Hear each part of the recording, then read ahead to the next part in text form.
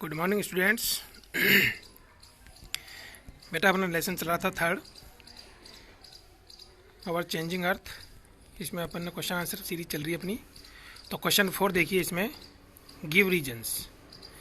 तो पहला क्वेश्चन क्या है इसमें, some rocks have a shape of a mushroom. It means कुछ चट्टानों की जो आकृति होती है वो मशरूम आकार की होती है। तो क्यों होती है? ठीक है, तो क्यों होती है देखिए, हम पहले पढ़ चुके हैं वैसे। तो आंसर फर्स्ट है इसका, इन डेजर्ट। कहाँ पर होती है? डेजर्ट एरिया में होती है। मशरूम की जनाब आकार की जो चट्टानें हैं वो कहाँ पर पाई जाती है? रेगिस्तानी क्षेत्र में। ठीक है, कैसे बनती है? Wind is an active agent. तो सबसे मुख्य तत्व जो कारण है, कारक है, वो क्या है इनका? हवा, विंड। एक्टिव एजेंट सक्रिय कारक है फॉर इरोजन, अपरदन का, विच इरोड द लोअर सेक्शन, जिसके द्वारा लोअर यानी निचला हिस्सा अपरदन कर दिया जाता है, काट दिया जाता है। ऑफ द रॉक, चट्टानों का, more than the upper part, मतलब ऊपरी हिस्से की बजाय निचले हिस्से पर ज़्यादा अपरदन होता है, कटाव होता है। देयरफॉर, इसलिए, some rocks have a shape of a mushroom, इसलिए कुछ चट्टानों का जो आकार है वो मशरूम के जैसा हो जाता है। हैविंग नैरोअर वेस, उनका निचला हिस्सा तो होता है सकड़ा, नैरोअर मीन्स सकड़ा, वेस एंड वाइडर टॉप, और ऊपरी हिस्सा होता है वाइडर, वाइडर यानी चौड़ा। तो देखो मशरूम प्रकार की चट्टानें कैसी होती है देखते हैं हम। ये देखिए, ये मशरूम चट्टानें हैं, निचला हिस्सा अपरदित हो गया इनका और रेगिस्तानी क्षेत्र में पाई जाती है। ये मशरूम चट्टानें होती है। ठीक है, चलिए अगला क्वेश्चन देखते हैं अपन अब।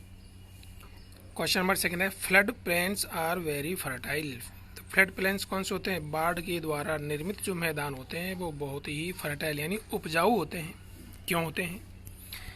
ठीक है, उपजाऊ होते हैं, क्यों होते हैं? तो फ्लड प्लेन्स यानी बाढ़ के द्वारा निर्मित मैदान। आंसर देखिए सेकंड, ये flood plains are very fertile, बहुत ही उपजाऊ होते हैं। बिकॉज, क्योंकि floods deposit layers of fine soil, क्योंकि जब बाढ़ का पानी आता है तो वो नदी के किनारों से ऊपर होकर के विस्तृत क्षेत्र में फैल जाता है और उसके साथ क्या होता है? महीन बारीक मिट्टी, उपजाऊ मिट्टी, उसकी कई परतें, लेयर्स जमा कर दी जाती है आसपास के क्षेत्रों में। Soil and other material called sediments, और दूसरे पदार्थ भी आते हैं उसके साथ बह करके, जिसको अपन क्या बोलते हैं? सेडिमेंट्स, यानी अवसाद या जो भी कचरा बहाकर लाया जाता है, तलछट। Which is ideal for cultivation, जो कि खेती या कृषि के लिए, कल्टिवेशन यानी कृषि के लिए बहुत ही उपयुक्त होता है। ठीक है, अलॉन्ग इट्स बैंक्स, इसके किनारों के पास में वो जम जाता है। जो नदी होती है उसमें बाढ़ आती है तो वो पानी क्या है, दूर तक पहुंच जाता है और वो पानी के साथ पूरा सेडिमेंट्स, अवसाद जो भी है वो विस्तृत क्षेत्र में जमा हो जाता है। और वो फ्लड प्लेन्स बाढ़ के द्वारा निर्मित मैदान होते हैं जो बहुत ही उपजाऊ होते हैं। अब कैसे होते हैं फ्लड प्लेन्स? देखिए, ये देखिए, ये बाढ़ के द्वारा निर्मित मैदान है। ठीक है, तो इनकी जो मिट्टी होती है बहुत उपजाऊ होती है। नदी के द्वारा बहाकर लाई गई मिट्टी जो बाढ़ आती है तो चारों तरफ फैल जाती है। ठीक है, ये देखिए, ये मैदान निर्मित हो जाते हैं, इनमें बहुत अच्छी कृषि या खेती होती है। ठीक है, अगला क्वेश्चन देखिए। अगला क्वेश्चन है, sea caves are turn into stacks. Sea caves, जो समुद्री में जो गुफाएं होती है वो किस प्रकार स्टैक्स यानी कि खंबे या पिलर्स में बदल जाती है। गुफाएं खंभों में कैसे बन जाती है, चेंज कैसे हो जाती है? तो देखिए क्वेश्चन नंबर थर्ड का answer, van cavities in C caves, जो खोखलापन होता है, कैविटीज यानी खोखलापन, इन सी कैप्स, समुद्री गुफाओं में, बिकम बिगर, वो और बड़ा होता जाता है, अपरदन होता रहता है समुद्र की लहरों के द्वारा। And vigour only the roof of the caps, और इतना बड़ी हो जाती है कि वो केवल जो रूफ होती है वो हट जाती है। Only the roof of the caves remain forming sea arches, और इतनी बड़ी हो जाती है कि कभी कभी वो जो आर्क्स यानी आर्चेज यानी मेहराब, घुमावदार हिस्सा रह जाता है। फिर आगे क्या होता है? फर्दर इरोजन, और भी कटाव होता रहता है, अपरदन होता रहता है, ब्रेक्स टूटती रहती हैं वो चट्टानें, द रूफ, फिर वो छत भी टूट जाती है।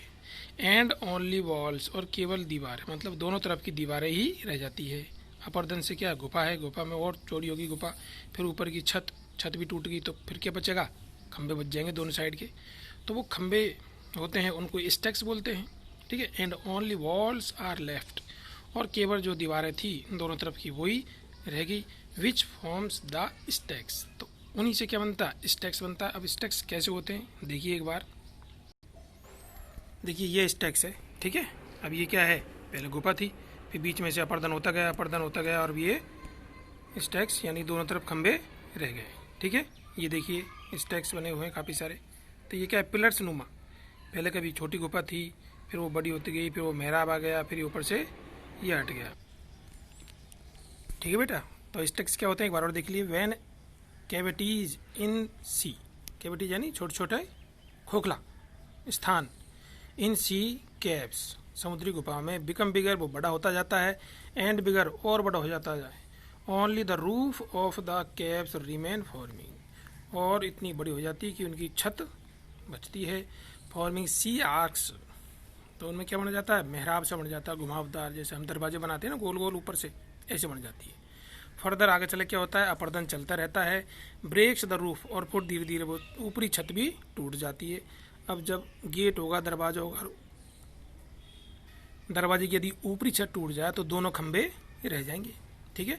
And only walls are left which forms the stacks, और फिर छत टूटी तो दोनों खंबे रह गए, उनको स्टैक्स बोलते हैं, ठीक है। चलिए अगला क्वेश्चन देखिए।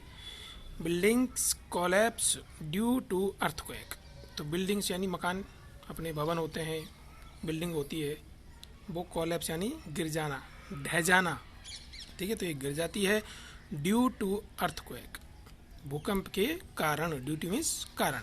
तो भूकंप आता है तो बिल्डिंगें गिर जाती है। क्यों गिरती है बिल्डिंगें, भूकंप आता है तो बिल्डिंगें क्यों गिरती है, ठीक है। तो देखिए बिल्डिंगें क्यों गिरती है।